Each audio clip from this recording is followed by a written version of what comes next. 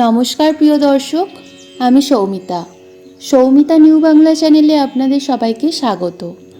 আজকের বিষয় তারাপীঠে মা তারার শিলার রহস্য কী, এর পিছনে কোন প্রাচীন ইতিহাসের অজানা কাহিনী লুকিয়ে আছে। চলুন ভিডিওটি শুরু করি। ভারতের আধ্যাত্মিক ইতিহাসে এক বিশেষ জায়গা অধিকার করে আছেন মা তারা, দশমহাবিদ্যার অন্যতম এক শক্তিরূপ। পশ্চিমবঙ্গের বীরভূম জেলার তারাপীঠ মন্দির তার প্রাচীন শক্তি, তান্ত্রিক ইতিহাস এবং আধ্যাত্মিক শক্তির কেন্দ্রবিন্দু হিসেবে পরিচিত। এই মন্দিরের মূল আকর্ষণ হল তারামায়ের শিলা, যা বছরের বেশিরভাগ সময়ই চোখের আড়ালে রাখা হয়। এর পেছনে রয়েছে এক গভীর রহস্য, প্রাচীন বিশ্বাস এবং আধ্যাত্মিকতার গভীর তাৎপর্য। প্রাচীনকাল থেকে মা তারার শিলা সর্বসাধারণের দর্শনের জন্য উন্মুক্ত নয়। এর পেছনে রয়েছে একাধিক আধ্যাত্মিক ও তান্ত্রিক কারণ। ভক্তদের বিশ্বাস, এই শিলা থেকে প্রবল আধ্যাত্মিক শক্তি নির্গত হয়। যদি শিলাটি সর্বসাধারণের জন্য উন্মুক্ত রাখা হয়, তবে সেই শক্তি ক্রমশ ক্ষয় হতে পারে। তাই শক্তি সংরক্ষণের জন্য এটি আড়ালেই রাখা হয়। তন্ত্রশাস্ত্রে বলা হয়েছে যে এমন শক্তিশালী প্রতিমা বা শিলার দর্শন সবার জন্য উপযোগী নয়। কিছু নির্দিষ্ট যোগ্যতা এবং মানসিক প্রস্তুতি ছাড়া এই ধরনের শিলার সম্মুখীন হওয়া বিপজ্জনক হতে পারে।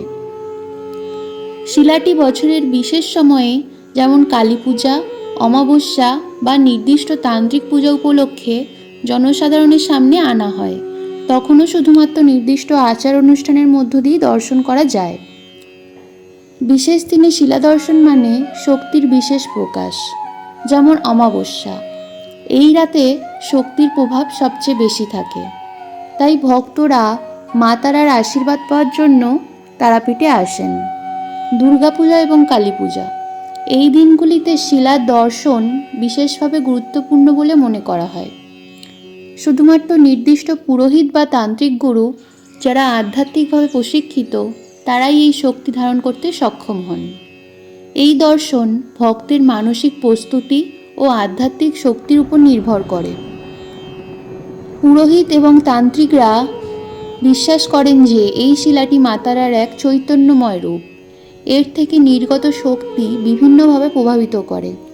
ভক্তরা বিশ্বাস করেন শিলার দর্শন বা প্রার্থনা শারীরিক ও মানসিক রোগ থেকে মুক্তি দেয়। তান্ত্রিক সাধনার মাধ্যমে মা তারার শক্তি ভক্তদের আধ্যাত্মিক জাগরণের পথ দেখায়। মা তারার আশীর্বাদে ভক্তরা নেগেটিভ শক্তি থেকে রক্ষা পান। মা তারার শিলাকে ঘিরে নানা পুরাণ এবং লোককথা প্রচলিত রয়েছে। যেমন শোনা যায়, বামাখ্যাপা নামে এক বিখ্যাত তান্ত্রিক মা তারার উপাসনায় লিপ্ত ছিলেন। তার সাধনার মাধ্যমে এই শিলা জীবন্ত রূপ ধারণ করেছিল। বামাখ্যাপার বিশ্বাস ছিল শিলার মধ্যে সত্যিই মা তারার উপস্থিতি বিদ্যমান। কিংবদন্তি অনুসারে দেবী সতীর মৃতদেহের অংশবিশেষ এখানে পতিত হয়েছিল। সেই কারণেই এটি শক্তিপীঠ হিসেবে পরিচিত। কিন্তু এটি আসলে কোনো সতীপীঠ নয়, এটি হচ্ছে একটি সিদ্ধপীঠ। যেহেতু এখানে সাধক বামাখ্যাপা মাকে সাধনা করে পেয়েছিল, সতীর কোনো রূপ, কোনো দেহাংশ এখানে পতিত হয়নি। আজও তারাপীঠে এই শিলার দর্শন করা অত্যন্ত কঠিন এবং নিয়মকানুনের মধ্যে সীমাবদ্ধ। গবেষকদের মতে এই আড়াল প্রাচীন তান্ত্রিক সংস্কৃতির অংশ, যা মানুষের মানসিক ও আধ্যাত্মিক প্রস্তুতির ওপর জোর দেয়।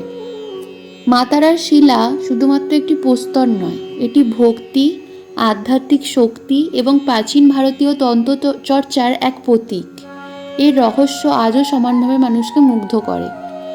শিলার আড়ালে থাকা শুধুমাত্র একটি নিয়ম নয়, এটি এক আধ্যাত্মিক চর্চা ও শক্তির প্রতীক। এই রহস্য এবং শক্তির মেলবন্ধনই তারাপীঠ মন্দিরকে অনন্য করে তুলেছে, যা যুগ যুগ ধরে ভক্ত এবং গবেষকদের মুগ্ধ করে আসছে। প্রিয় দর্শক, ভিডিওটি কেমন লাগলো কমেন্টে জানাবেন। এভাবেই লাইক, কমেন্ট, শেয়ার, সাবস্ক্রাইব করে আমাদের চ্যানেলটিকে সাপোর্ট করে যাবেন। ধন্যবাদ।